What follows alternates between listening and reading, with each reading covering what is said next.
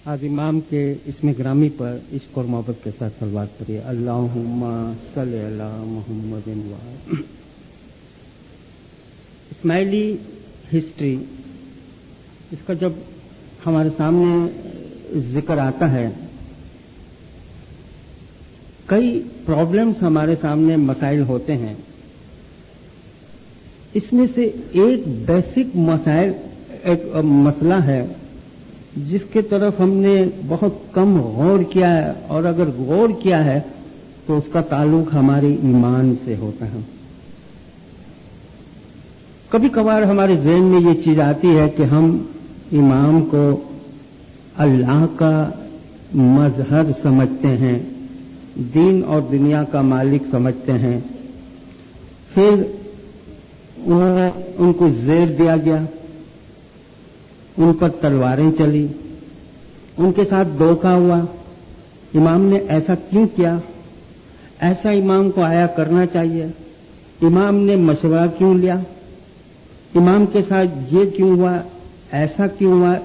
ये तो हिस्ट्री की बात है, बल्कि रोजमर्रा की हमारी जिंदगी के अंदर भी ये प्रॉब्लम आता रहता है कि दीन और दुनिया का मालिक है, फिर इसने ऐसा क्यों किया, ऐसा क्या हो रहा है, क्यों इस तरह किया। तो ये बेसिक चीज अगर उलझन जो है उसको दूर अगर न किया जाए तो इस्माइली हिस्ट्री या इस्माइली मालूमात जो है अधूरी रह जाएगी। ये चीज याद रहे, हमारे जिनानों के अंदर पीरों ने बताया बुझ निरंजन में कि लात ही उन जात कहावे, जहां की बात कही न जावे, डुबकी ले ले गोता खाए, पीठ पैगंबर तो न पावे। ये ला से ला यानी कुछ नहीं, वहां से इसकी जात है। ये निरंजन है जो आंखों से नजर नहीं आता, ये नूर है। लफ्ज नूर जो है, हैरत की बात है, कुरान शरीफ में 49 जगह पर इस्तेमाल हुआ है।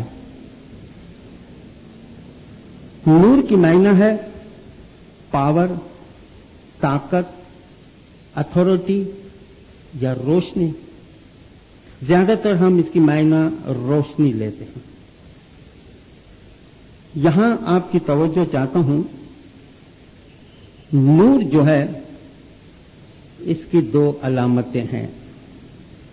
जिंदगी जितनी भी है, ये दो अलामतें दीनदारों कभी मत भूलना।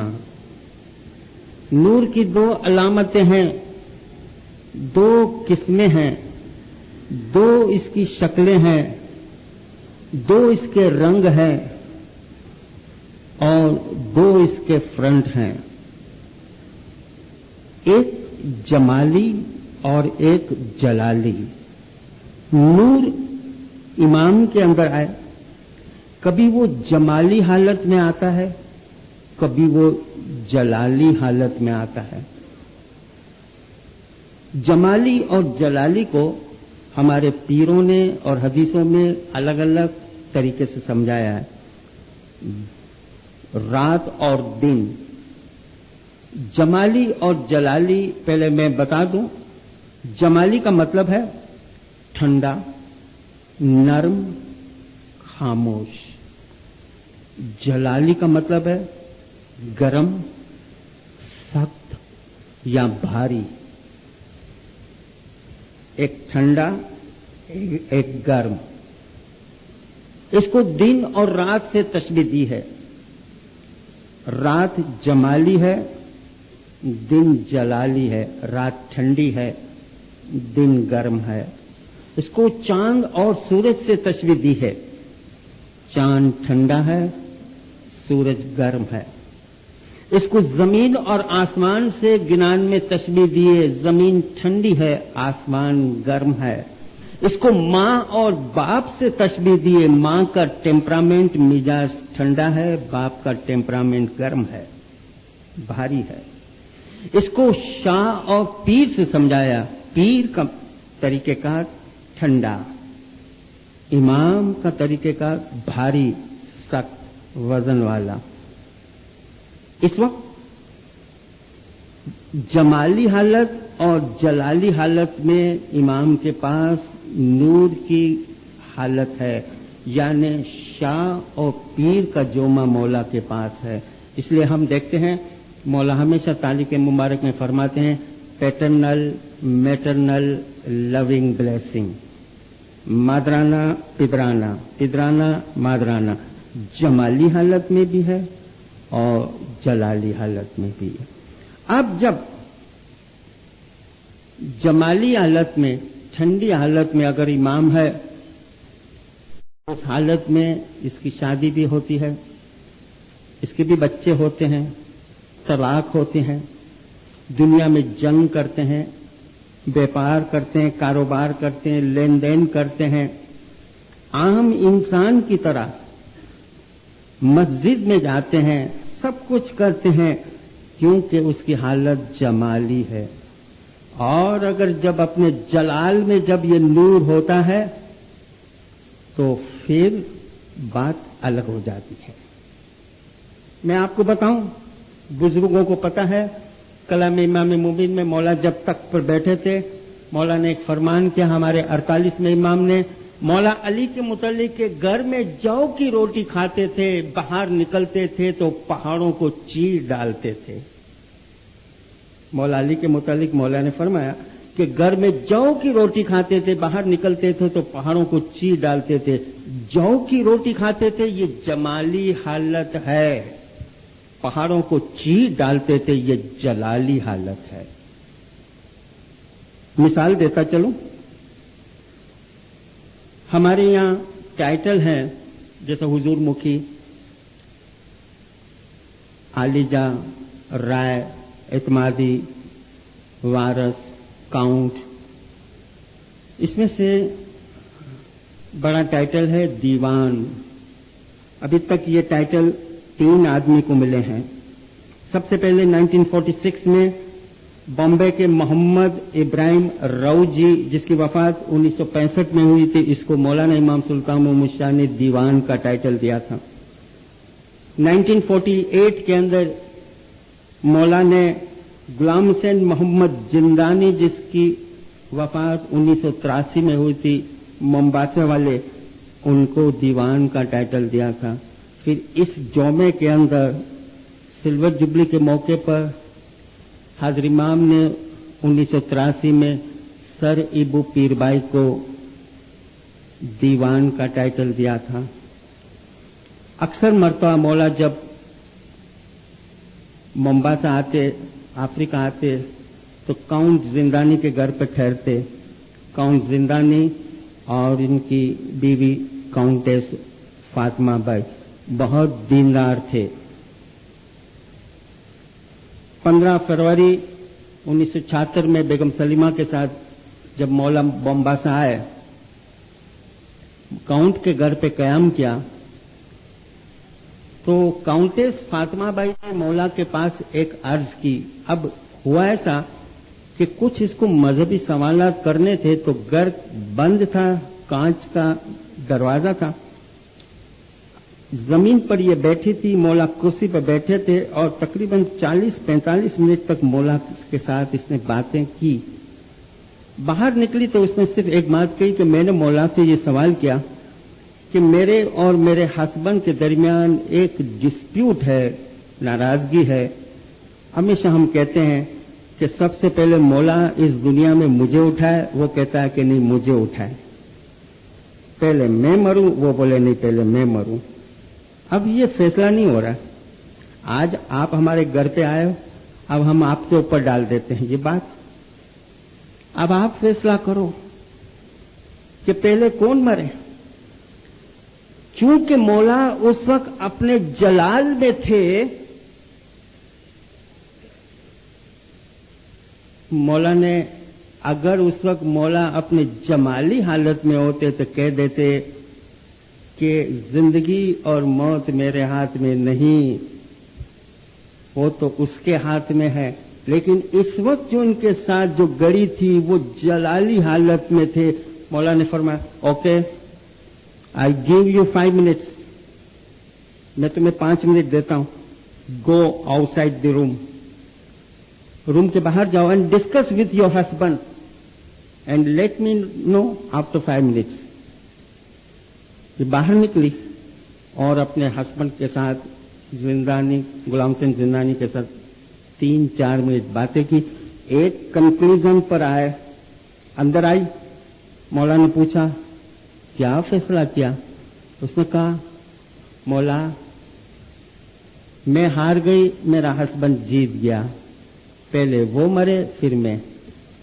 मौला ने हाथ उठाया. Okay, granted. जिंदगी और मौत कौन दे सकता है? यहां कहता है कि मैंने ग्रांट किया, बख्शा, दे दिया.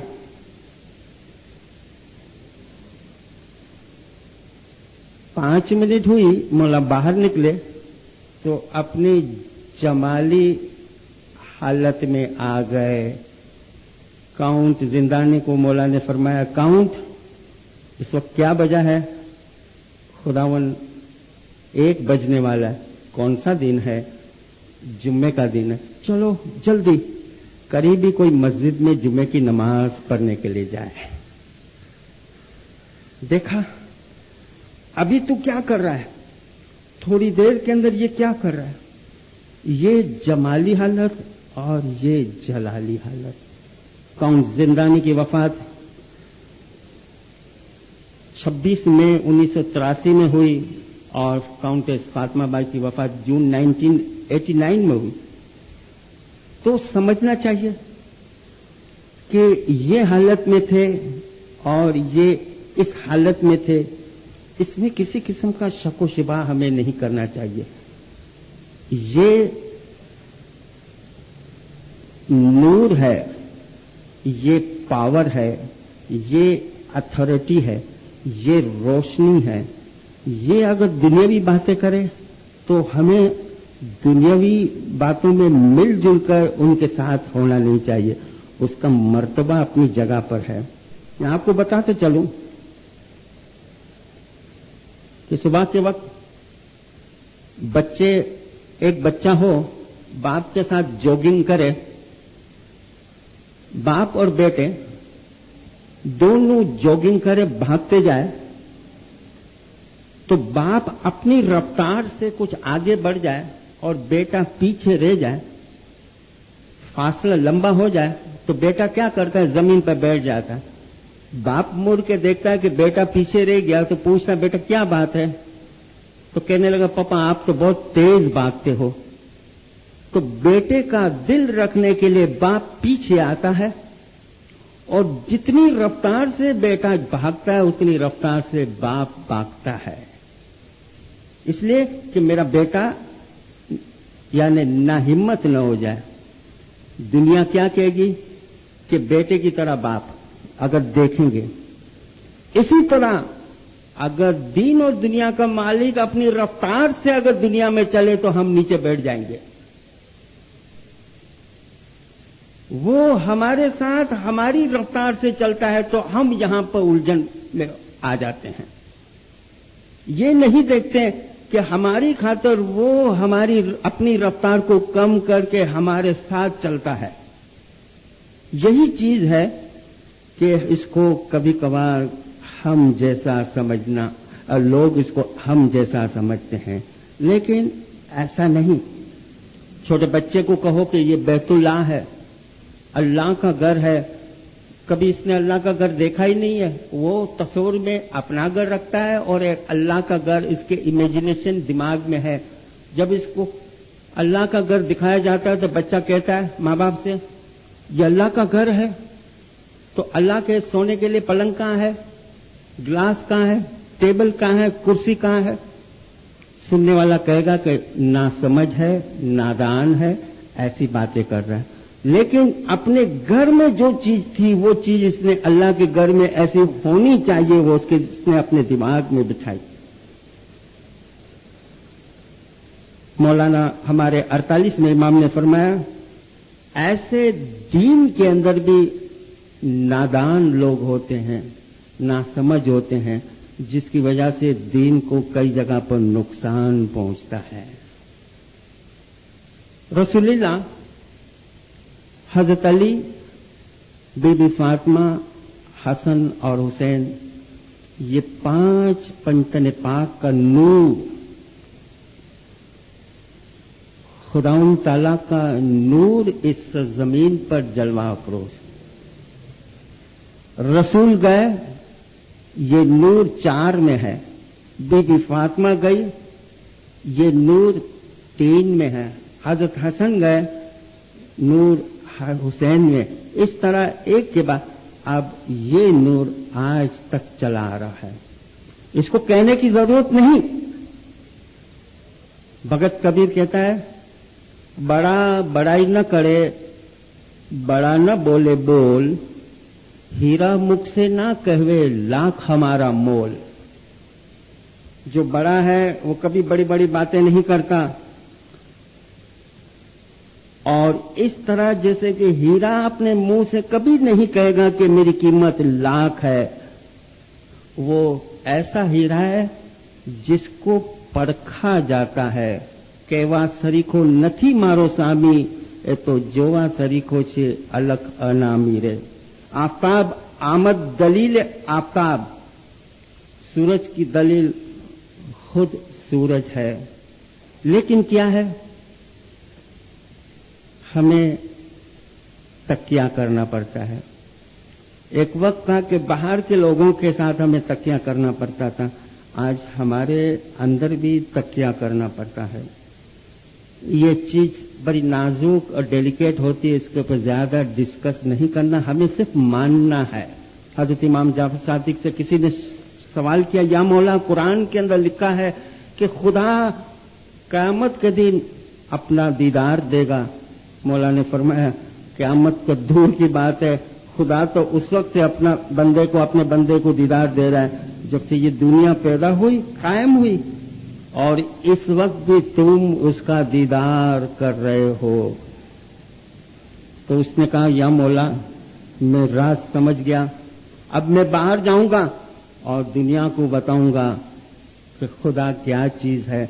मौला ने उसका हाथ पकड़ लिया कि नहीं, अभी इस वक्त दुनिया में वो समझ नहीं, उसको पता चलेगा, वो तुझे भी कत्ल करेंगे, मुझे भी शहीद करेंगे, और तुम्हारी और हमारी शहादत को इस्लाम की सबसे बड़ी खिदमत समझेंगे। ये गैर नहीं समझ सकते, मोमिन तक दीन की 4 दीवारी तक इसको रखो। हमारे बाप दादा जो थे, इनका दीनी मजहब एक ही गिनान के ऊपर टिका हुआ था। चाहे पंजाब, कच्छ, काठियावाड़, गुजरात, कहीं पर भी जाओ, हक तू पाक तू बादशाह मेहरबान भी या अली तू। ये उस वक्त भी गिनान था, आज भी अप्रूव गिनान के अंदर ये मौजूद है। इस गिनान के ऊपर उसका ईमान टिका हुआ था, उसका दीन टिका हुआ था। मौला इनडायरेक्ट वे में हमें समझाते हैं, तुम्हारे आबाओ अजदाद का मजहब भी तुम्हें हकीकी समझ देगा, सुकून देगा। ये इशारे में हमें समझाते हैं। तो दीनदारों, ईमान जो है, ईमान जितना इश्क रखेंगे, जितनी मोहब्बत होगी, इतनी उसके अंदर उतना ही उसमें निखार आएगा। उलझने पैदा करना बेसलेस बातें हैं। किसी ने मुझे कोई बात पे सवाल किया कि हम तो हाज़िर इमाम को सब कुछ मानते हैं, दीन और दुनिया का मालिक मानते हैं, फिर वो फरमान में कहता है इंशाअल्लाह, अल्लाह ने चाहा। अब ऐसी चीजें पूछकर ये नहीं देखते कि इमाम ने अगर ये फरमान किया किस हालत में थे। ये नूर की पोजीशन जमाली थी, जलाली थी नहीं।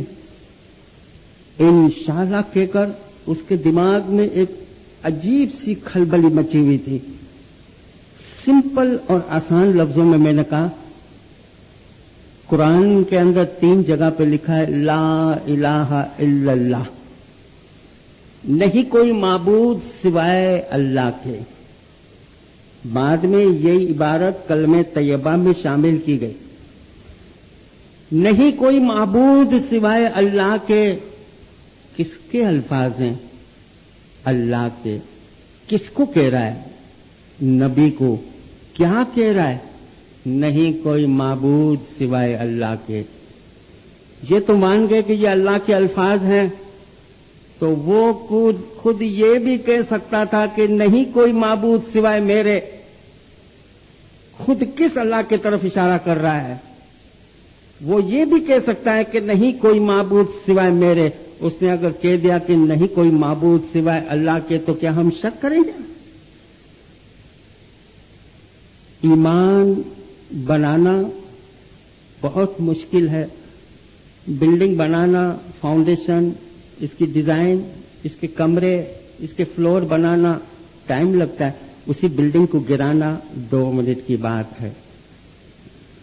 اور یہی چیز دین کے اندر فکر مند کہ جی ایک فکر منیور تمہاری سے ہم نے مانس روپے صاحب جانو. اور تو کوئی فکر نہیں تھی 65 دن کو. ایک ہی فکر، اور بھی منیور کو. کیونکہ ایسا باری زمانہ آئے گا. پیر نے فرمایا جی جہاں 19 وسا پاپنا انے اردو وسو ست درمنو. 20 میں سے 19.5 گنا پاپ ہوں گے، مشکل سے آدھا گنا ہوگا جہاں پر دین کے بارے میں باتیں ہوں گی. اتنا بھاری زمانہ آئے گا. مگر پیر نے کیا فرمایا؟ سکھ دکھ بہو بنی آؤ سے پان ہردے تھی دھرم نہ چھوڑیے. کوئی چیز کی ناراضگی ہو، کوئی چیز کی یا ڈسپیوٹ ہو، کچھ بھی ہو، ایمان کو کبھی گیمبل مت کرنا. ایمان کو داؤں پہ مت لگاؤ.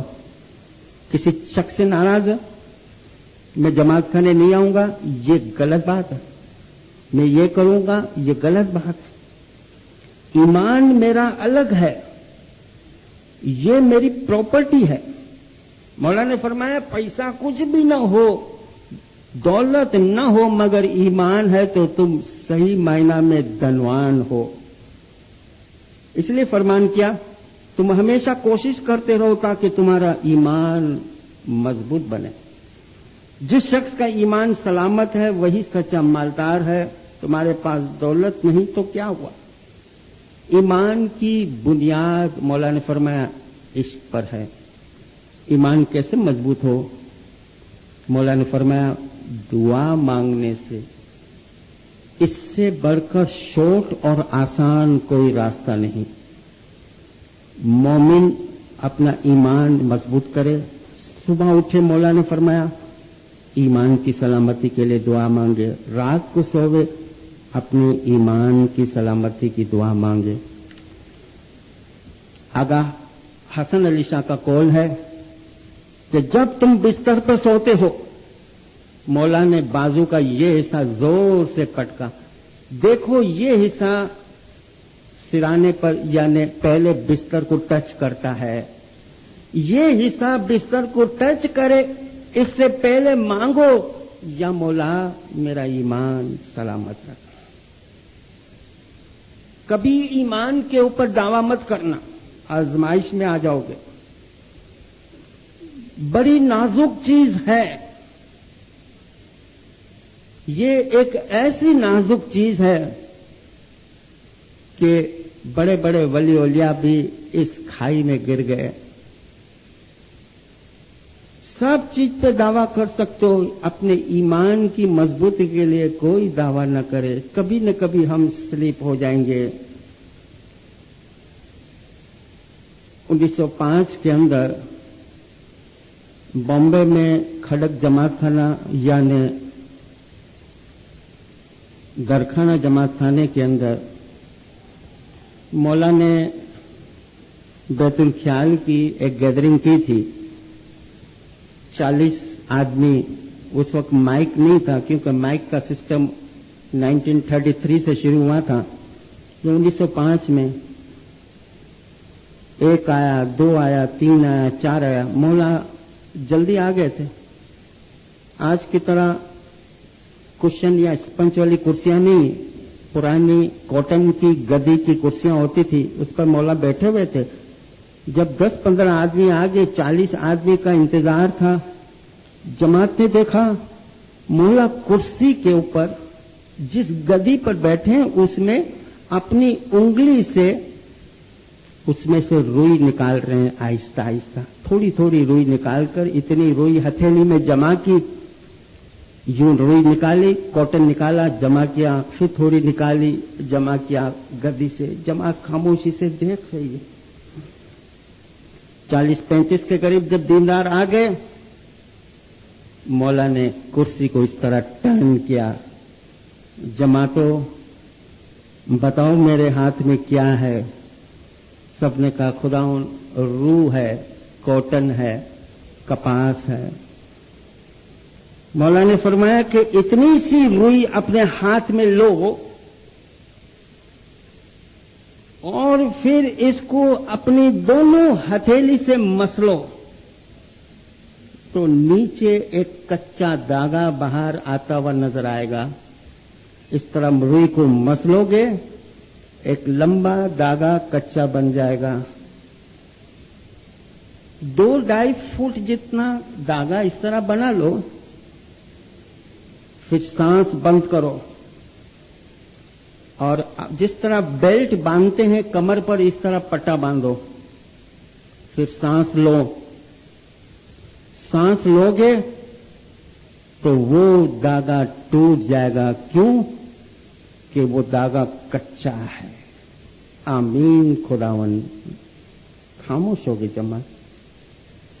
फिर मौला ने पूछा, मेरी बात समझ में आई? बोला, जी खुदावन।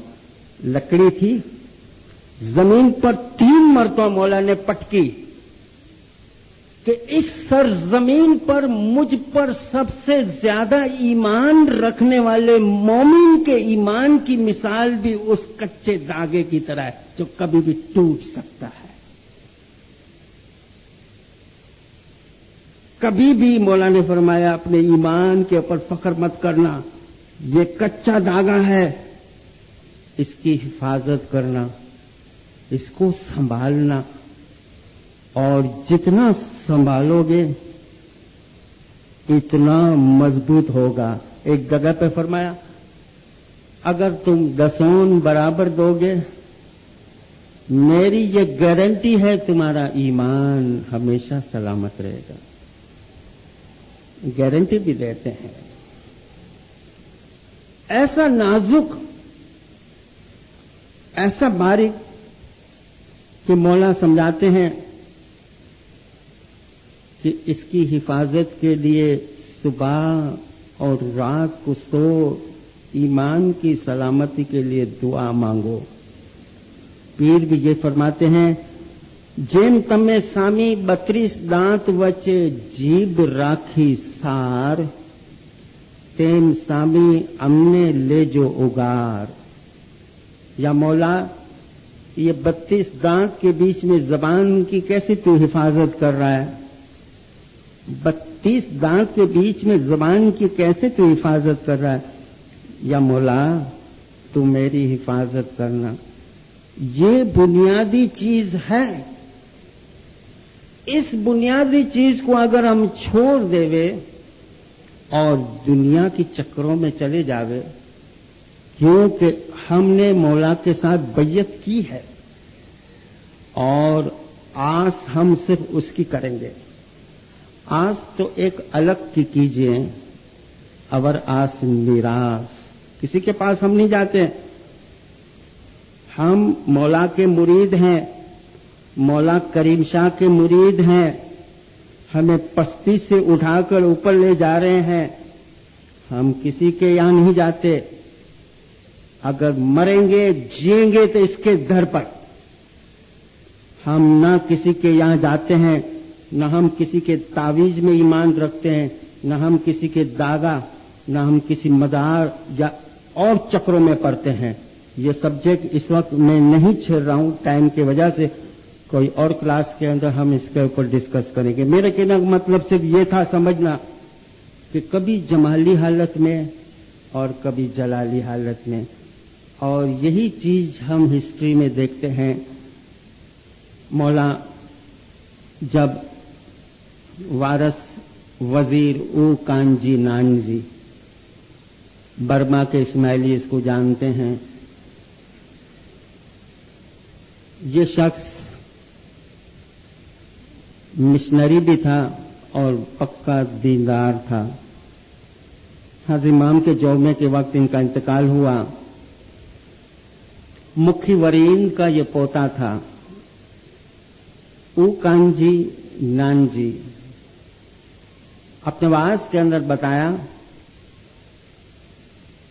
کہ مولا کسی جماعت خانے میں فرسٹ فلور کے اوپر دیدار کا کام اور مہمانی کا کچھ کام کر رہے تھے. جمعے کا دن تھا، نیچے اترے، دعا کا ٹائم ہو رہا تھا. جماعت ہائے زندہ کہہ کے اندر داخل ہوتی تھی. مولا بھی فوراً کام کاج پورا کرنے کے بعد اوپر سے نیچے اترے، فرسٹ فلور پر اٹھے. جب فرسٹ فلور پر پہنچے، مولا نے مکھی کا ہاتھ پکڑ کے بتایا، دیکھو مکھی، ہمارے جانے کے بعد تم خود جماعت خانے میں کھڑے ہو کر ہماری جماعت کو یہ بتانا کہ جب تم جماعت خانے میں داخل ہوتے ہو دعا کرانے کے لیے لائن میں آ جاتے ہو. ہائے زندہ کہہ کے تم لائن میں کھڑے ہو جاتے ہو، جیب میں ہاتھ نکالتے ہو، سکہ لیتے ہو، دعا کراتے ہو، جڑا لے کر اپنی اپنی نشست جگہ پر بیٹھ جاتے ہو. مکھی جماعت کو یہ بتا دینا کہ اتفاق سے دعا کرانے کا تمہارا ٹرن آ جائے. مکھی نے تمہارے طرف ہاتھ بھی بڑھایا، تم نے جیب میں ہاتھ ڈالا، سیدھے ہاتھ کے بجائے تم نے الٹے ہاتھ میں سکہ لے لیا اور مکھی نے بھی ہاتھ بڑھا دیا. تو میرا یہ حکم ہے کہ تم الٹے ہاتھ سے دعا کرا لینا اور اس کے اوپر سیدھا ہاتھ ایسا رکھ دینا، کیونکہ الٹے ہاتھ سے تم سیدھے ہاتھ میں سکہ گماؤ گے، ہو سکتا ہے اتنی دیر میں تمہارا ایمان چلا جائے. ایمان کتنا باریک ہے. پل میں ہم نے کیا سوچا، پل میں کیا ہو جاتا ہے. اس لیے کہ صبح کو اٹھو، رات کو سو، اپنے حق میں دعا مانگو. یہ ڈائریکٹ دعا ہوئی دیناروں. جب کل اسماعیلی کے حق میں دعا مانگو گے تو یہ انڈائریکٹ ہے. ڈائریکٹ مانگی، یا مولا میرا ایمان سلامت رکھ، یا مولا کل اسماعیلیوں کا ایمان سلامت رکھ. اب کل اسماعیلیوں کا ذکر آیا تو اس میں آپ بھی شامل ہو، کوئی الگ نہیں ہو. یہ انڈائریکٹ وے سے آپ نے دعا مانگی. ڈائریکٹ اور انڈائریکٹ وے سے جو ہم دعا مانگتے ہیں، یہ دعا ہم نے جس دن چھوڑ دی، جماعت خانے آنا جانا چھوڑ دیں گے اور پھر دماغ کے اندر ظاہری چیزوں کا اثر بڑھتا جائے گا، باہر کے لوگوں کی باتیں زیادہ اثر کرے گی، اور نتیجہ یہ ہوگا کہ جب ہم کمزور ہو جائیں گے، ہمارے بچوں کو ہم کیا سکھائیں گے؟ ایمان جو ہے، مولا نے فرمایا کہ اس کی بنیاد عشق پر ہے، اور عشق کی کوئی لینگویج نہیں. مولا سے عشق ہے، عشق کا کیا اظہار ہم کرتے ہیں؟ صرف یہ کہتے ہیں کہ یا مولا مجھے تیرے پر عشق ہے، عشق مضبوط ہوگا تو ایمان مضبوط ہوگا. مولا نے فرمایا کہ ایمان کی بنیاد عشق ہے. محبت دنیاوی طور سے. بیگم مینارہ کے ساتھ لسبن گئے تھے فور دا فرسٹ ٹائم. مولا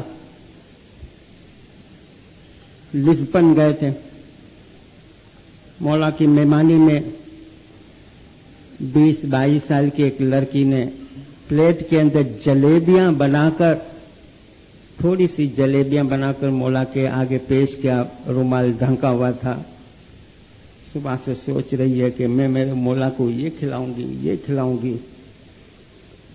جب بیچاری مولا کے آگے یہ پلیٹ, اب بیگم مینارہ نے پوچھا مولا سے کہ یہ کیا چیز ہے, تو مولا نے اس کو بتایا کہ اس کو یہ ہندوستانی, پاکستانی, بنگلہ دیشی اس کو جلیبی کہتے ہیں. مولا نے قبول فرمایا تو اس محبت رکھنے والی بچی تھی. نہیں خداوند آپ تو اس وقت میرے سامنے کھاؤ. ہاں ہاں ہم کھائیں گے, ہم بیگم کو بھی کھلائیں گے. ہاں مگر اس وقت آپ کھائیے. مولا نے فرمایا ہاں ہم کھائیں گے.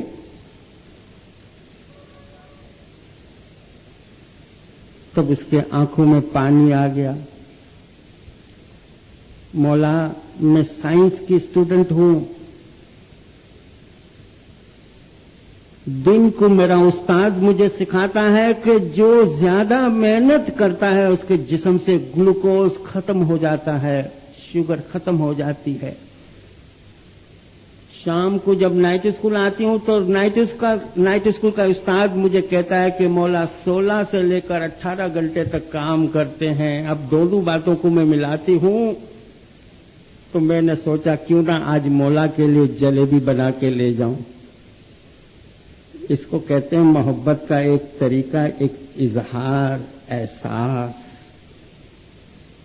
تب مولا نے خود اپنے ہاتھ سے کھایا, بیگم صاحب کو کھلایا.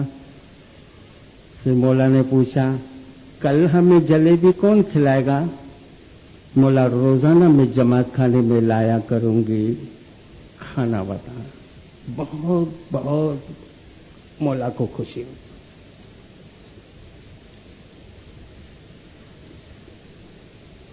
کبھی کوئی چیز پسند آ جائے, کبھی کوئی چیز کا احساس ہے, یہ چھوٹی چھوٹی باتوں اگر ذہن میں اگر ہمارے آئے گی تو یہ چھوٹی چھوٹی اینٹیں مل کر ایک پکی بنیاد بنا کر ہماری بنیاد فاؤنڈیشن کو مضبوط کرے گی.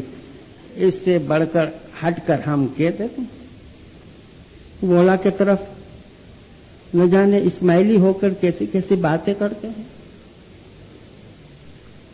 شکر کرو, مولا نے فرمایا کہ خدا نے تمہیں ستپنتھ دی, خدا نے تمہیں انسانی جنم دیا اور وہ بھی ستپنتھ دین میں.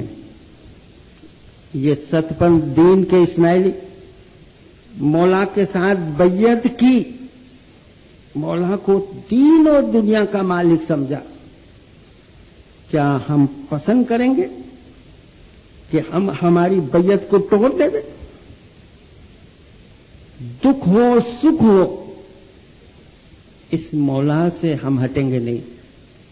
چاہے مولا اپنے جمالی حالت میں ہو چاہے جلالی حالت میں ہے. ہمیں ہمارے پیروں نے جو چیز سمجھائی ہے, جو چیز سکھائی ہے, اسی کے اوپر ہمیں چلنا. ماضی کی طرف دیکھیے کیسے لوگ تھے. ایمان کے معاملے میں یاد رکھنا کوئی دماغ کی ضرورت نہیں. ایمان کے معاملے میں تعلیم یا تجربے کی ضرورت نہیں ہے.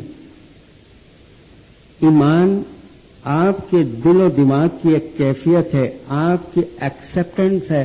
اس ایکسیپٹنس کو, قبولات کو مضبوطی سے پکڑنے کے لیے مضبوط سے مضبوط رسی کی ضرورت ہے. مہم کیس سب کو پتا ہے. بمبئی کے اندر ایک ایسا کیس ہوا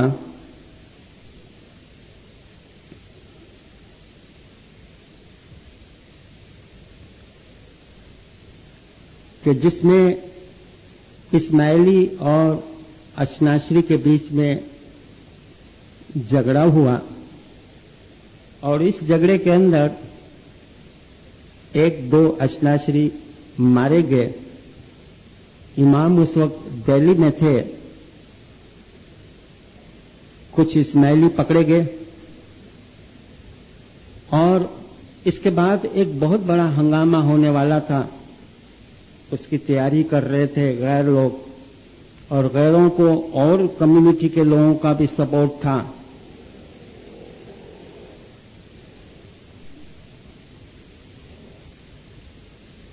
مولا کے پاس جب یہ کیس گیا تو کس نے قتل کیا؟ پتہ چلا کہ قتل کرنے والا بھی ان کا ہی آدمی تھا لیکن کلو نہیں تھا، ثبوت نہیں تھا. اب یہ اچانک اسماعیلی قوم کے اوپر ایک بہت بڑی مصیبت آنے والی ہے. حضور وزیر، چیف وزیر حسن علی قاسم علی کامڑیا، قاسم علی جویری کو مولا نے پونا کے اندر بلایا. مولا نے فرمایا مجھے ایک فدائی کی ضرورت ہے، ایک فدائی کی قربانی کی ضرورت ہے. اگر کوئی آ کر میدان میں یہ کہہ دے کہ میں نے قتل کیا تو بات ٹھنڈی ہو جاتی ہے، ورنہ 1000-2000 لوگ مارے جاتے. کامڑیا قاسم علی زویری نے کافی ڈھونڈا بمبئی کے اندر، کون قربانی دے، دولت کی قربانی دے، مکان چاہیے، پلاٹ چاہیے، بزنس چاہیے، یہ چاہیے، یہ جان کیسے دے کوئی؟ بات ہے ایمان کی.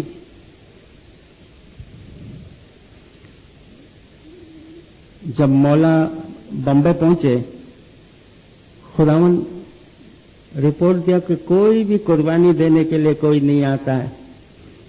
مولا نے فرمایا ایسا کرو، اس وقت کیا بجے ہیں؟ رات کے 10:30-11 بج رہے تھے. جاؤ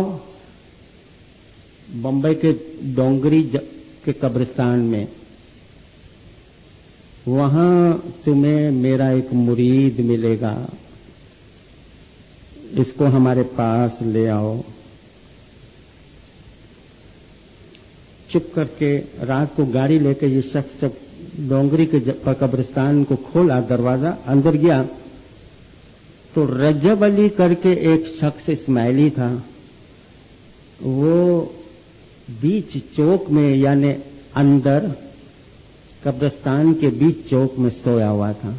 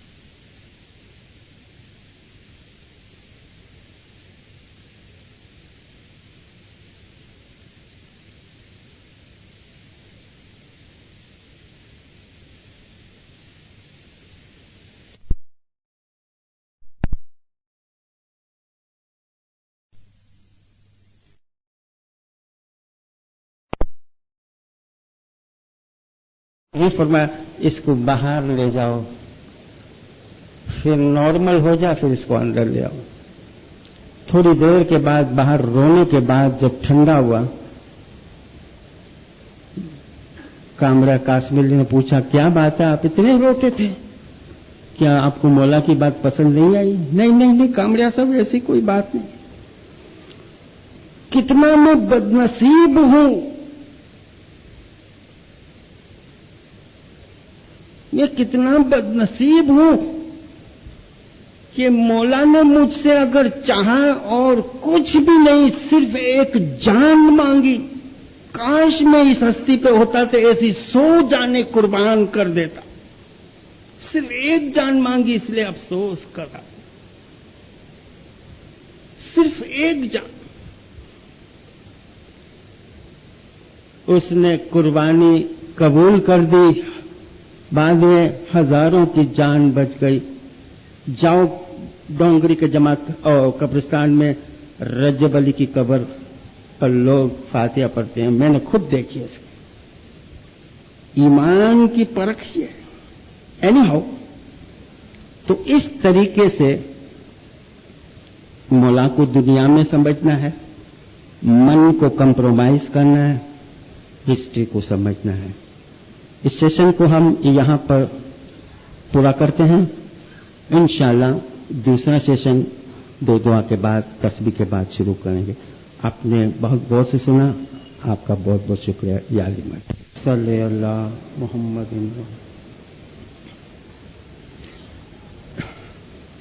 ابھی تک ہم اسماعیلی ہسٹری پڑھتے ہیں، لیکن یہاں پر ہسٹری بتانے کا جو طریقہ ایسا نہیں کہ آپ بور ہو جاؤ، اس کو حالات حاضرہ کے ساتھ کس طرح جوائن کر کے ایک انٹرسٹنگ لیکچر بنایا جاتا ہے۔ ہماری ہسٹری دوسرے تمام فرقوں کے مقابلے میں بڑی لمبی ہے۔ ہر فرقے کے لوگ کہیں نہ کہیں اٹک گئے ہیں، سٹاپ ہو چکے ہیں، لیکن ہماری ہسٹری بدستور جاری ہے۔ اس ہسٹری کو سمجھنے کے لیے ہم نے اس کو Arabian period, Syrian period, north African Egyptian period, Iran Almohad period, post Almohad period اور آغا خان پیریڈ، اس طرح 6 حصوں میں ہم اس کو ڈیوائیڈ کر کے سمجھاتے ہیں۔ نبی محمد بوجھو بائی تو تمہیں پامو امام، ہماری ہسٹری کی بیس رسول کی ذات ہے، رسول اللہ، اور اس کو ہم بہت شارٹ اور سمپل الفاظ میں لیتے ہیں۔ مکہ میں پیدا ہوئے 571 عیسوی میں۔ مکہ کے اندر اور مدینہ یہ 2 جگہ ہے جہاں پر اس کا نبوت کا پیریڈ ہم 23 سال گنتے ہیں۔ مکہ کے اندر رسول اللہ پیدا ہوئے، یہاں پر ہی ان کا بچپنا، جوانی، شادی وغیرہ ہوئی۔ 35 سال کی عمر میں دندہ کاروبار سے ریٹائر ہو کے مکہ سے دور غار ہرا میں چلے جاتے تھے اور عبادت بندگی کرتے تھے۔ صرف اور صرف غور کرنے کی چیزیں میں بتا رہا ہوں۔ عبادت بندگی مارگولیت یورپ کا تاریخ نویس کہتا ہے کہ اسٹڈی کرنے سے پتہ چل رہا ہے کہ رسول غور اور فکر کرتے تھے، جس کو چنتن اور منن کہتے ہیں، یعنی خود شناسی، میں کون ہوں، خالق کون ہے، اس طرح کے سوالات اس کے ذہن میں آتے تھے اور یہ غور اور فکر کرتے تھے، اور یہ بیت الخیال کی باتیں ہیں۔ 40 سال کی عمر میں اس پر نور نصیب ہوا۔ اب آپ خود سوچئے، بیت الخیال کی آج بھی ہم باتیں غیر سے نہیں کرتے، اپنے دین بھائیوں سے نہیں کرتے۔ 1400 سال پہلے ان جاہل عربوں کو بلا رسول بتائیں گے؟ ان کو تو وہ چیزیں بتائی کہانیوں کی صورت میں جتنا ان کا علم، سمجھ اور دماغ تھا۔ کہ میں بیٹھا تھا، جبریل آیا، میرے سینے پہ ہاتھ رکھا اور مجھے کہا پڑھ، اور اس طرح میں نے کہا کہ میں پڑھ نہیں سکتا، پھر کہا پڑھ، اس طرح میں نے پڑھا اور اس طرح مجھ پر وحی نازل ہوئی۔ ہاں، یہ الفاظ اتنے سادے اور سمپل تھے کہ 1400 سال پہلے عرب کے لوگ آسانی سے سمجھ گئے، لیکن اصل جو پس پردہ جو بات تھی وہ تھی نبوت، اور وہ کہ عبادت کی بات اور بیت الخیال کی بات۔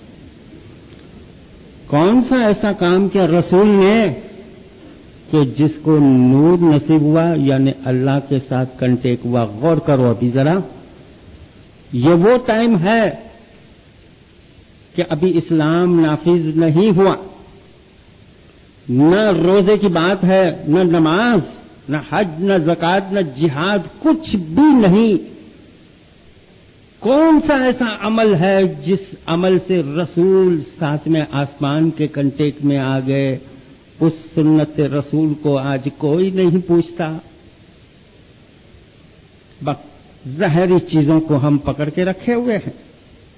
اصل سنت رسول جس بیس کے اوپر اس کو نبوت ملی، اس نبی کی سنت کو تو کوئی پیشانے دیکھے، غور کرے، لیکن جس میں وہ سمجھ سکتی کہاں ہے؟ وہ تو جبریل امین آئے تھے، وہ باتیں جو عرب کو سمجھایا، اس باتوں کے ٹریک پر چلتے ہیں۔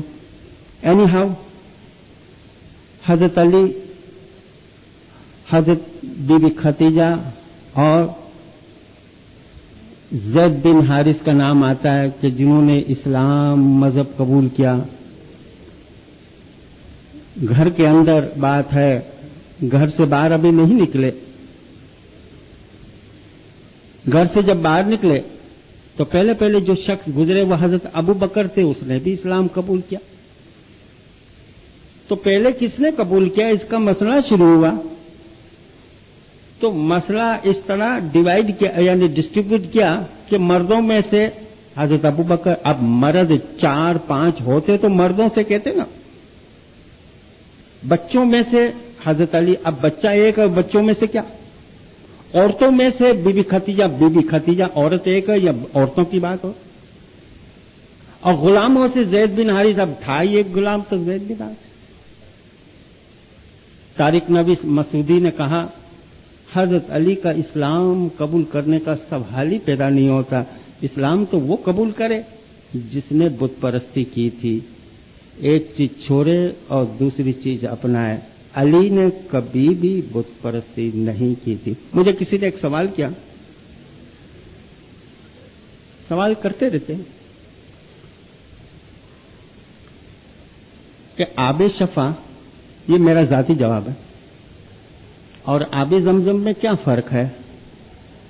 تو میں نے کہا کہ بھئی آب شفا بھی پاک ہے، پوتر پانی ہے، ہولی واٹر ہے، آب زمزم بھی ہولی واٹر ہے، کوئی فرق نہیں۔ میں بولا کوئی فرق نہیں، ہاں ایک فرق ہے کہ آب زمزم سے لوگ نہاتے ہیں، آب شفا سے کوئی اسماعیلی نہاتا نہیں، یعنی کہ پانی آب شفا لے کر گھر کی پانی نالے کی ٹنکی میں ڈال دیتا ہے، ایسا کوئی بھی اسماعیلی حرکت نہیں کرتا۔ تو پوچھا کہ اہل بیت کے گھرانے کا مرتبہ بڑا کہ خانے کعبہ کا مرتبہ بڑا؟ میں نے کہا دونوں برابر ہیں، اہل بیت کا گھر بھی مرتبے والا ہے، مولا مشکل کشا کا گھر ہے، خانہ کعبہ بھی مرتبے والا ہے۔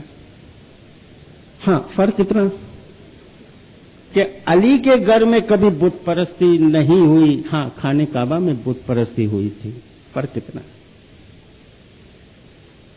تو اس گھر کے افراد نے کبھی بت پرستی کی نہیں، کون سی چیز چھوڑے؟ کوئی چیز اپناؤ گے تو ایک چیز چھوڑو گے دوسری اپناؤ گے، لیکن اس نے تو کبھی ایسی چیز کی نہیں تھی۔ اینی ہاؤ، مکہ کے پیریڈ کے اندر آپ دیکھو گے رسول کے اوپر ظلم ہوا، اذیتیں ہوئی، ماننے والے خفیہ طور سے اللہ کو مانتے تھے۔ اس وقت کیا تھا ماننے کا کہ بت پرستی چھوڑو، سورہ فاتحہ پڑھو اور سجدہ کرو، بس سورہ فاتحہ پڑھ کے سجدہ کرو، اس کو صلاۃ کہتے تھے۔ اللہ کی توحید کو مانو، یہی تعلیم تھی۔ اور جو تکیہ کر کے یہ لوگ عبادت بندگی کرتے، آج ہماری بھی یہی حالت ہم دیکھتے ہیں۔ حتیٰ کہ حبشہ کی طرف ہجرت کرنے آئی، سوشل بائیکاٹ ہوا، اور بالآخر رسول کو حکم ہوا کہ وہ مدینہ کی طرف رخ کرے، ہجرت ہوئی۔ تو مکہ کا پیریڈ رسول کا ختم ہوتا ہے۔ مکہ کے اندر یاد رکھنا، رسول اللہ نے نبوت کی 13 سال 5 مہینے اور 13 دن، 13 5 اور 13۔ مدینہ آتے ہیں، بستر پر مولا علی کو لٹاتے ہیں، اور بعد میں حضرت ابوبکر کو لے کے غار سور کی طرف چلے جاتے ہیں۔ شبلی نعمانی کہتا ہے کہ آج رسول کا بستر قتل گاہ تھی، کیونکہ خانہ کعبہ کا انڈر گراؤنڈ میں ایک داروندہ نامی ایک چیمبر تھا، وہاں پر 22 عرب کے سرداروں نے یہ فیصلہ کیا کہ رسول کے اوپر تلواریں چڑھائیں۔ ان کے اوپر تلوار چڑھا کے سب قبیلے والے ایک ایک تلوار مار کے محمد کا قتل کر دے، تاکہ بنو ہاشم کی جو دشمنی ہے ہم میں بڑھ جائے۔ کس سے لیں گے دشمنی کا بدلہ؟ یہ فیصلہ کر کے جیسے ہی رسول کے گھر کی طرف آئے تو سورج ڈھل چکا تھا، کیونکہ عرب کا یہ دستور تھا کہ رات کو کبھی بھی کسی کے گھر میں داخل نہیں ہوتا، کوئی بھی عرب گھر کے اندر داخل نہیں ہوتا، اور اگر داخل ہو جائے اس کو بزدلی سمجھا جاتا تھا، اس لیے رک گئے، صبح کے سورج نکلنے کا انتظار کرنے لگے، رات کو پہرا دے رہے تھے۔ اس اندھیری رات کا فائدہ اٹھا کر رسول اللہ یہاں سے نکل کر حضرت ابوبکر کے ساتھ غار سور گئے۔ دشمنوں نے صبح کو دیکھا، مولا علی کو پایا، جہاں مولا علی اکیلے ہیں وہاں حضرت ابوبکر رسول کے ساتھ غار ہیرا میں، دشمن وہاں پر بھی پہنچ گئے، دشمن یہاں پر بھی تھے۔ چنانچہ قرآن کی سورہ بقرہ کی آیت نمبر 207 میں نازل ہوئی حضرت علی کی شان میں کہ مردوں میں سے ایک ایسا بھی مرد ہے جو اللہ کی خوشی پانے کے لیے اپنی جان فروخت کر ڈالتا ہے۔ اور وہاں پر غار سور میں رسول اللہ اور حضرت ابوبکر نے دیکھا کہ غیر دشمن ہمارے قریب غار سور کے قریب آ چکے ہیں، تو حضرت ابوبکر گھبرا گئے۔ تب قرآن کی آیت سورہ توبہ کی 40ویں آیت میں کہ یاد کر کہ اس وقت رسول کا ایک ساتھی رسول کے ساتھ تھا، گھبرا رہا تھا، رسول نے کہا گھبرا نہیں، بے شک اللہ ہمارے ساتھ ہے۔ ابھی تو ابتدا تھی اسلام کی، ابھی تو ABCD سکھائی جاتی تھی، اس کو یہ سکھایا کہ تم گھبرا نہیں، اللہ تمہارے ساتھ ہے، موجود ہے۔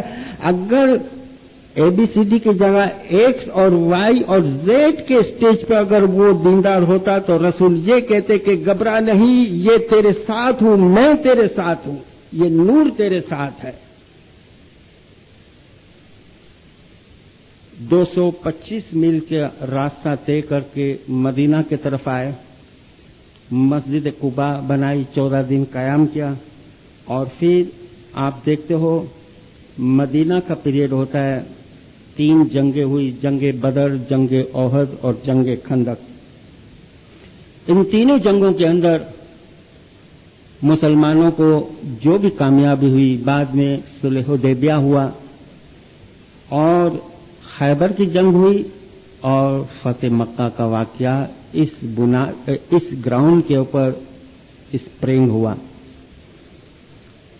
10,000 کا لشکر لے کر جب رسول اللہ مدینہ سے مکہ کی طرف گئے، رات کا وقت تھا، سب کے ہاتھ میں 2 مشل دی، تو دور سے لوگ سمجھتے تھے کہ 2 آدمی ہیں، یعنی 10,000 کا لشکر 20,000 رات کو نظر آتا تھا۔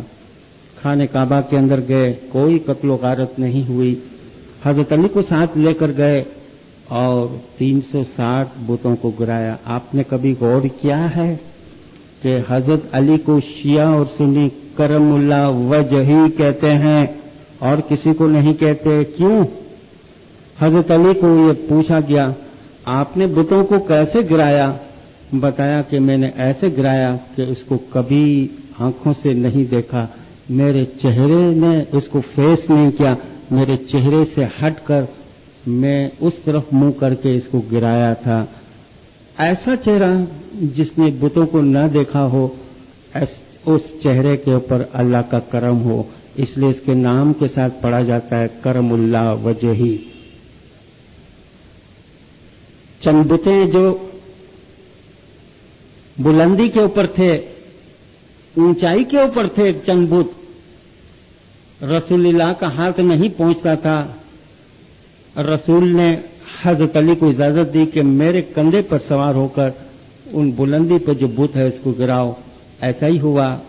رسول اللہ جھکے، حضرت علی پیٹھ کے اوپر سوار ہو کر اور بتوں کو گرایا تھا.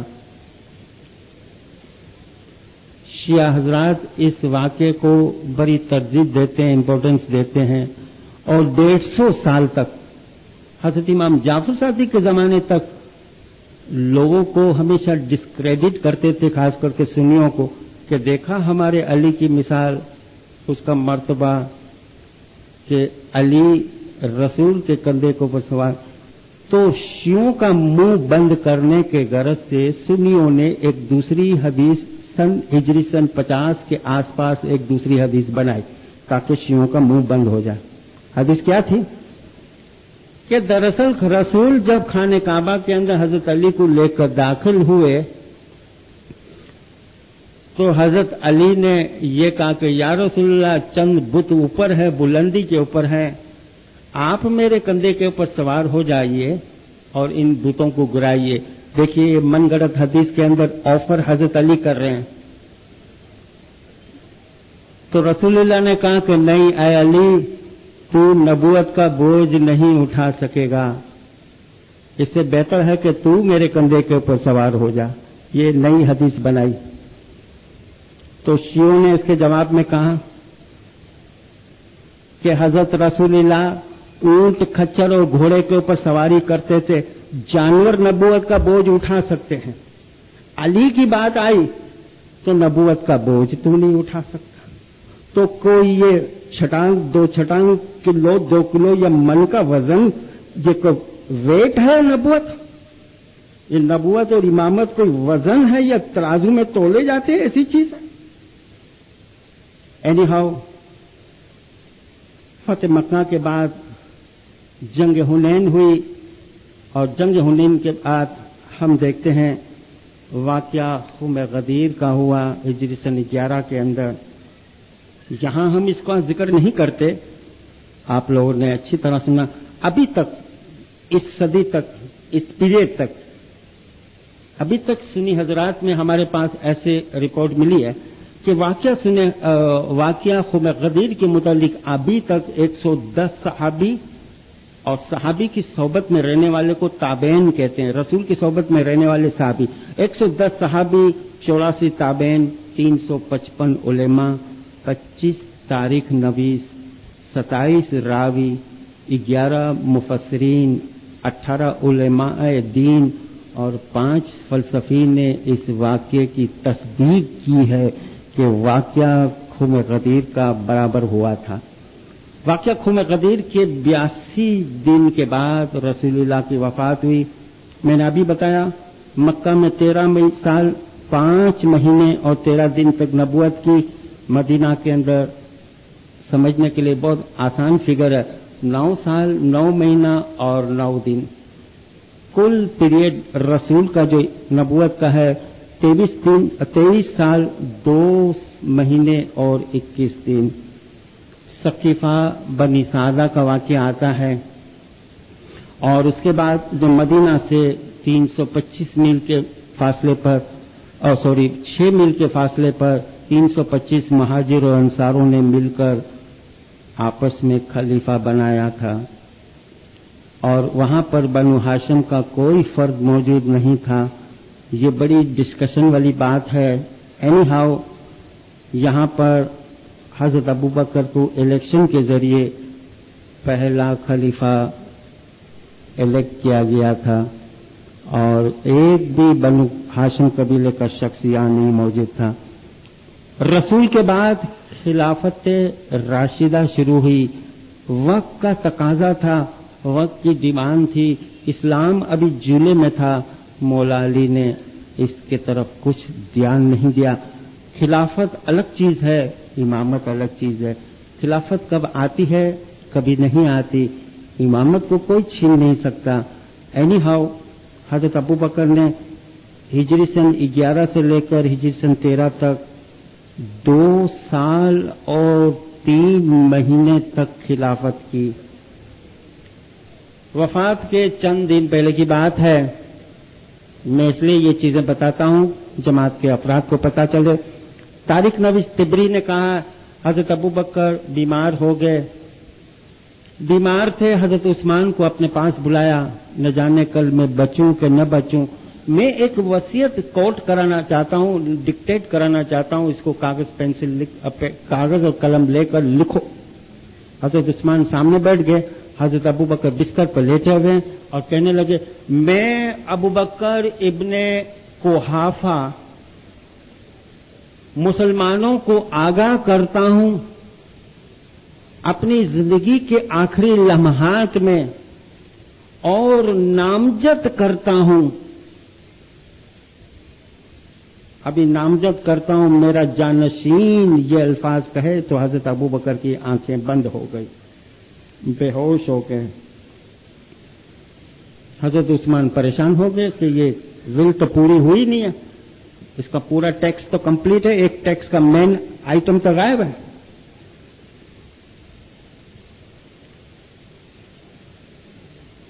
तो उसको पता था, उसने नाम लिख दिया उमर खताब।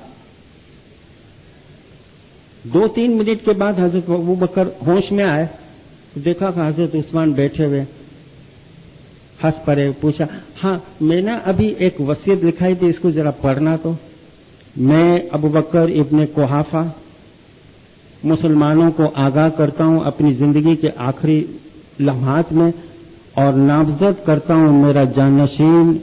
उसने तो पढ़ लिया उमर खताब। माफ करना, ये तिबरी की हिस्ट्री है, हमारे शहरों में इसका तर्जुमा हुआ। आप जरा इस हिस्से को देखिए कि इतने खुश हो गए कि उसका हाथ उठाए और कहने लगे कि अल्लाह तुझे तेरी दुरंदेशी पर मुझे नाज है, अल्लाह तुझे इसके बदले में जन्नत देवे। फिल इन द ब्लैंक्स की बात थी। हमारे बच्चे एग्जाम के अंदर फिल इन द ब्लैंक्स देते हैं तो 2 मार्क्स मिलते हैं, कईयों को जन्नत मिलती है। लोगों को जब पता चला कि ये तो हजरत अबू बकर ने तो हजरत उमर को, अब हजरत उमर मिजाज में जरा सख्त थे, तो हजरत उमर के बारे में जब लोगों को पता चला तो मदीना की गलियों में लोग एक तरह का मुजाहरा किया कि आप मरने के बाद आप अपने पीछे किसको छोड़ के जा रहे हो। तो एक दिन, अभी 1-2 दिन बचे थे इसकी वफात को, तो वो मिंबर पर खड़े हो गए। लोगों, मैं अल्लाह के दरबार में जा रहा हूं। हजरत अबू बकर ने फरमाया, जब मैं उसके दरबार में जाऊंगा तो अल्लाह मुझे पूछेगा कि ऐ अबू बकर अपने पीछे तू किसको छोड़ आया, तो मैं बड़े फख्र से कहूंगा उमर इब्ने खिताब।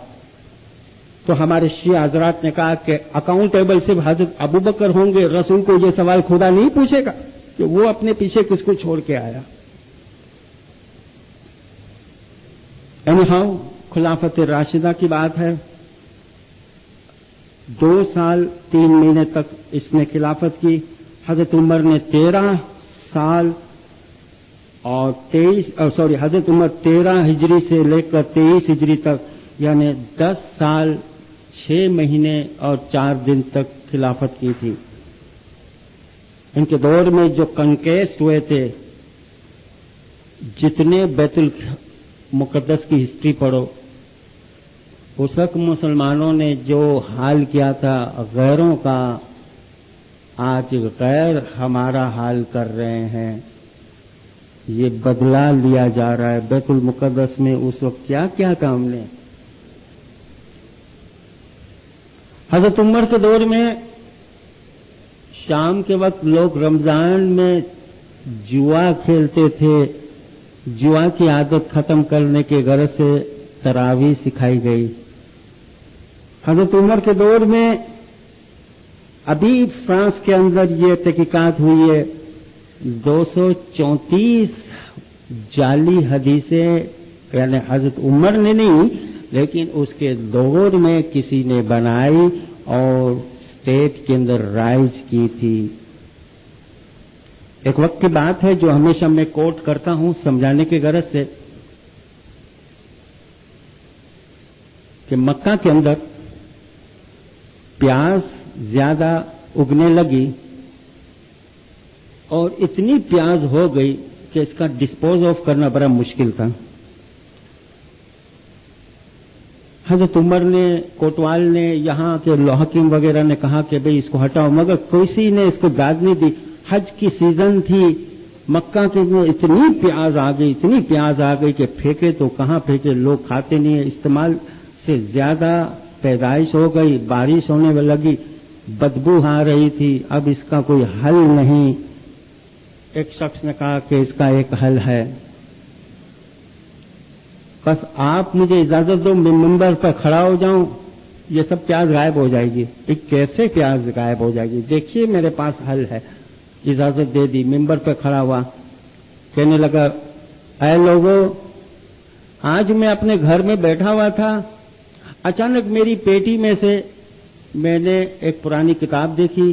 اس میں رسول کی ایک حدیث میں نے پڑھی کہ جس میں رسول اللہ نے فرمایا کہ من اکل العکا فی مکہ وہو الجنہ کہ جس نے مکہ کی پیاز کھائی وہ جنتی ہوگا. اب لوگوں نے کہا کہ اتنے دن سے تم تھے کہاں؟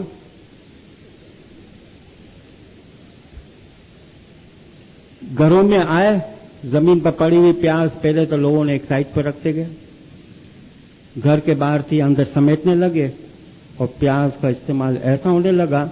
اب حج ہو رہی ہے اس کو 10-15 دن تھے مکہ سے باہر سیریا ایران یمن کوفہ بصرہ مصر یہاں کے لوگوں کو بھی یہ حدیث پتہ چل گئی تو ان لوگوں نے اپنے رشتہ داروں کو مکہ میں لکھا کہ ہم حج کی سیزن میں آ رہے ہیں خدا کے واسطے 1-2 کلو گرام ہمارے لیے بھی پیاز چھپا کے رکھنا. پیاز کا مقصد تو حل ہو گیا لیکن نسائی اور بخاری کی حدیث کے اندر اور کلیکشن کے اندر یہ حدیث جو چپک کے رہ گئی اس کا کیا؟ پڑھی ہوئی حدیث. میں تو ایک مثال دے رہا ہوں ہمیں اس کے اوپر کوئی وہ بحث نہیں کرنی. مغز لینا ہے. حضرت عثمان کا پیریڈ آتا ہے ہجری سن 23 سے لے کر ہجری سن 35 میں 11 سال 11 مہینے اور 14 دن تک خلافت کی. اس کے دور میں بڑے کلیکشن ہوا کلیکشن قرآن کا ہوا اور حضرت عثمان جو تھے بنی امیہ خاندان سے تعلق رکھتے تھے اس لیے خاندان کے افراد کسی کو گورنر بنایا کسی کو حاکم بنایا کسی کو کیا بنایا. آخر میں اس کا بھی قتل ہوا اس کی شہادت ہوئی اور ہجری سن 35 میں لوگ حضرت علی کو لے آئے. حضرت علی ہجری سن 35 سے لے کر ہجری سن 41 تک یعنی 4 سال اور 9 مہینے تک خلیفہ رہے. یعنی یہاں پر رسول کی وفات کے بعد خلافت اور امامت الگ ہو چکی تھی. اب چوتھا خلیفہ بنے تو خلافت اور امامت دونوں جوائنٹ ہو گئی.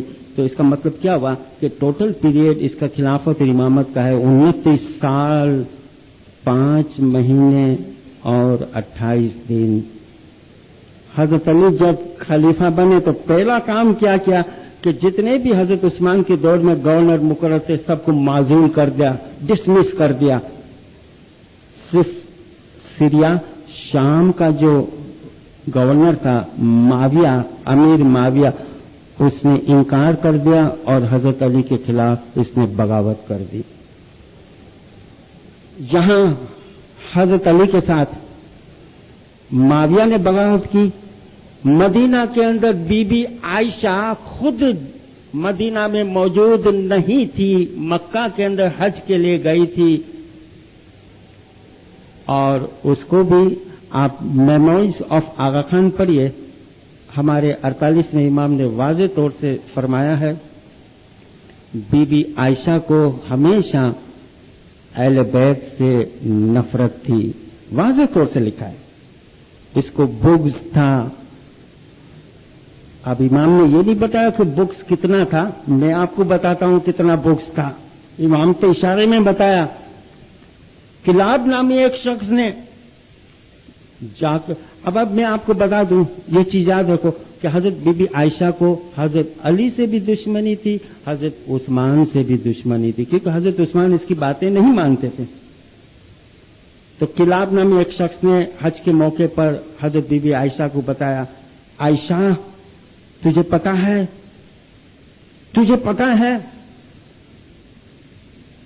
کہ عثمان، وہ کہنا یہ چاہتا تھا کہ عثمان کا قتل ہو گیا، تو اس نے اس کے منہ کے اوپر ہاتھ رکھا، خبردار اس شخص کا میرے پاس نام مت لینا، میری بس چلے، تاریخ آسام کوفی کے اندر لکھا ہے، میری بس چلے کہتی ہے کہ میں خود ان کا قتل کر کے ان کی بوٹیوں کو تھیلے میں ڈال کر کوے کے حوالے کر دوں۔ آپ نے اندازہ کیا حضرت عثمان سے اس کو کتنا بغض تھا۔ کلاب کہہ رہا ہے کہ میری بات تو سنو، کیا ہے بتاؤ؟ حضرت عثمان کا قتل ہو گیا، تو پھر خلیفہ کون بنا؟ علی ابن ابو طالب۔ رو پڑی، کہنے لگی بیچارہ عثمان کتنا اچھا تھا، معصوم تھا، انوسنٹ تھا، اس کو بلا وجہ مارا گیا، میں مدینہ نہیں جاؤں گی، میں جنگ کروں گی۔ بصرہ گئی، طلحہ اور زبیر نے بھی حضرت علی کی بیعت توڑ دی اور یہ جنگ جمل ہوئی۔ سلور جبلی کے موقع پر ملتان کے اندر مولا گئے، مہمانی اٹینڈ کی، ایک عورت نے اپنے بچے کا نام پوچھا،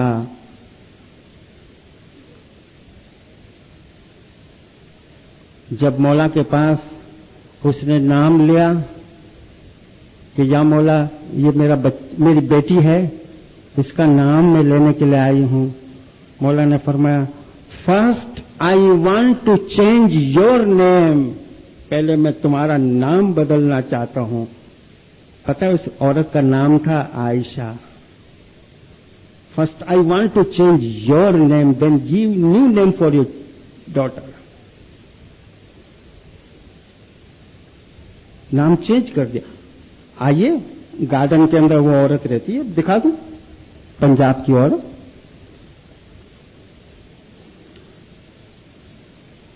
جنگ جمل ہوئی اور اس کے بعد جنگ صفین ہوئی۔ جنگ جمل میں حضرت بی بی عائشہ کو شکست ہوئی، عزت کے ساتھ مولا علی نے روانہ کر دیا۔ یہاں پر جنگ صفین ہوئی، یہ صفین کا معرکہ، یہاں پر جو عراق کے اندر بمباری ہو رہی ہے، اس جگہ پر فرات ندی کے کنارے پر، اس طرف نجف ہے، اس طرف صفین ہے، یہاں پر فرات ہے اور نارتھ کی طرف کربلا ہے۔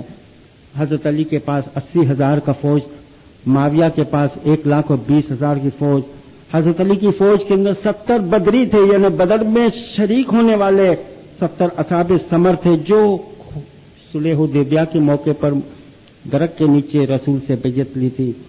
400 فیمس انصار اور مہاجر تھے، اتنی بڑی طاقت، پرومیننٹ آدمی حضرت علی کی فوج کے اندر تھے۔ جنگ شروع ہوئی، دینداروں ذرا غور کیجئے، جنگ شروع ہوئی اور جب دشمنوں نے دیکھا کہ ہم شکست کھا رہے ہیں، نیزے کے اوپر قرآن لٹکا دیا، کہنے لگے آؤ تمہارے اور ہمارے درمیان تلوار کی جگہ یہ قرآن فیصلہ کرے۔ حضرت علی نے اپنے لوگوں کو بتایا، دیکھو یہ دشمن کی چال ہے، تم آگے بڑھو۔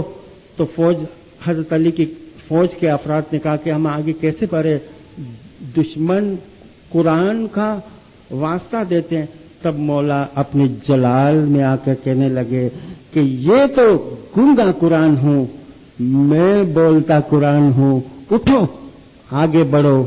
لیکن بولتے قرآن کی کسی نے بات نہیں مانی۔ یاد رکھو، شیعہ اور سنی اس طرح دو سپلٹ، دو کلاس، دو گروپ، دو فرقے واضح طور سے جنگ صفین سے الگ ہو گئے۔ مولا علی اتنے ناراض تھے، ایک جگہ پتھر کے اوپر بیٹھ گئے۔ کسی معاویہ کے ایک شخص نے مولا کی مذاق اڑانے کے غرض سے سوال کیا، یا مولا، آج کی جنگ میں ہم نے ایک چیز نوٹ کیا کہ آپ کا کمانڈر ملک بن اشتر کے ہاتھ 28 آدمی مارے گئے، آپ کے ہاتھ آج صرف 8 آدمی مارے گئے، ایسا کیوں؟ آپ کے ہاتھ کے نیچے جو کمانڈر ہے اس کے 28 آدمی مارے گئے، آپ نے صرف 8؟ مولا نے اس کا جواب دیا کہ میرا کمانڈر مالک بن اشتر جب دشمن کے اوپر تلوار چلاتا ہے تو ان کے سامنے صرف اور صرف دشمن ہوتا ہے اور کوئی نہیں ہوتا ہے۔ آج میں نے جب تلوار میرے دشمن کے اوپر چلائی اور جب میری تلوار اس کی گردن تک پہنچی تو میں نے سوچا کہ آیا مرنے والے کی نسل سے کوئی مومن تو پیدا نہیں ہونے والا، اس لیے آج کئیوں کی گردن سے میں نے تلوار اٹھا لی۔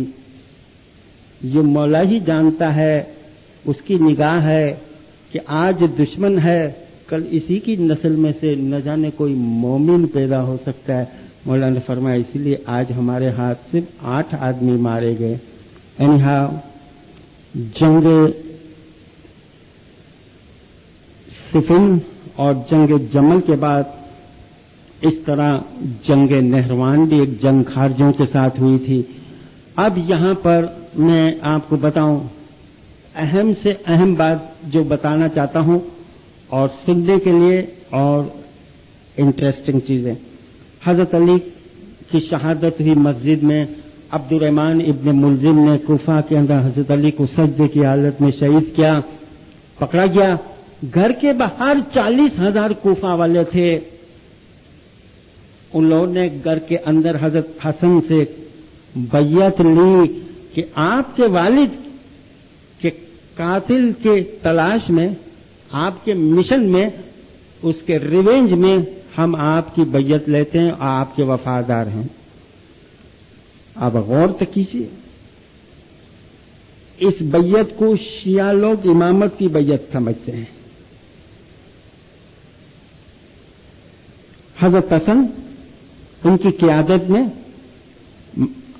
امیر معاویہ سے جنگ کا ارادہ رکھتے تھے، لیکن بعد میں دیکھا کہ یہ 40,000 تو بظاہر تو دوست ہیں، لیکن یہ تو دشمن ہیں، غدار ہیں۔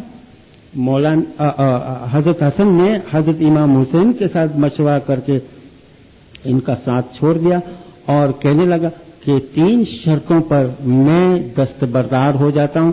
اب امیر معاویہ خود امیر معاویہ حکمران بنے، لیکن 3 شرط پر عمل ہو کہ کوئی بھی اہل بیت کے خلاف پروپیگنڈا نہ ہو، سالانہ وظیفہ ہو، اور اس طرح 2-3 شرط ختم ہو۔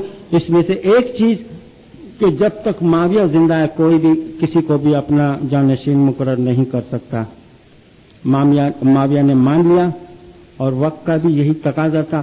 اب یہ چاہتا تھا کہ میں اپنے حیاتی میں اپنے بیٹے یزید کو اپنا جانشین مقرر کروں، چونکہ حضرت حسن کے ساتھ ایک معاہدہ ہے، پیکٹ ہے، خلاف ورزی نہیں کر سکتا، اس لیے اس کو زیر زائدہ اس کی بیوی کے ذریعے زیر دے کر اس کی شہادت ہوئی۔ 47 سال کی اس کی عمر ہوئی۔ امام حسین کا تو پیریڈ جاری ہے۔ معاویہ کی وفات ہوئی، یزید عروج پر آیا۔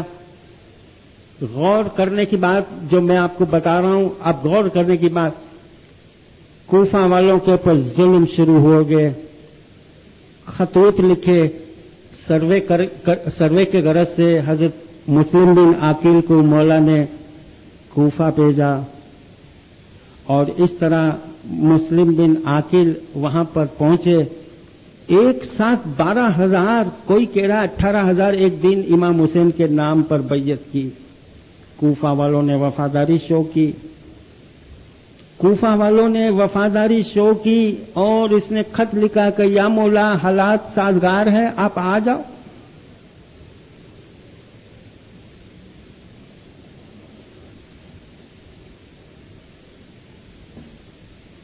مولا نے خط پاتے ہی کوفہ کی طرف رخ کیا. 8 ذوالحج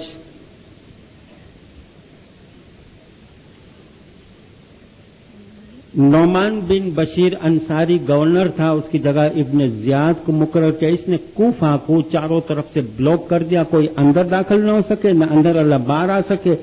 اور اس طرح امام حسین 8 ذوالحج کو اپنے 140 کا لشکر لے کر مکہ سے نکلے اور کوفہ پہنچے.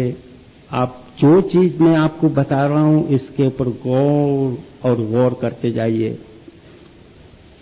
مولا کربلا پہنچے، مولا کا راستہ روکا گیا، راستہ چینج ہوا، مولا کو کوفہ جانے کی اجازت نہیں ملی. کربلا، کر کہتے ہیں تکلیف کو، بلا کہتے ہیں آزمائش کو. بڑی آزمائش والی تکلیف کو عربی میں کربلا کہتے ہیں. 2 محرم تھی، مولا کا راستہ روکا گیا، مولا کربلا کی طرف آئے. بات چیت ہو رہی ہے. جہاں فرات ندی کے کنارے کے اوپر مولا کے خیمے تھے، سامنے کوفہ کے اونچی عمارتیں یا مسجد کے مینارے کربلا کے میدان میں نظر آتے تھے، لیکن حکم مولا کو نہیں تھا کہ وہ داخل ہو. ابن زیاد نے ایسا مارشل نافذ کیا تھا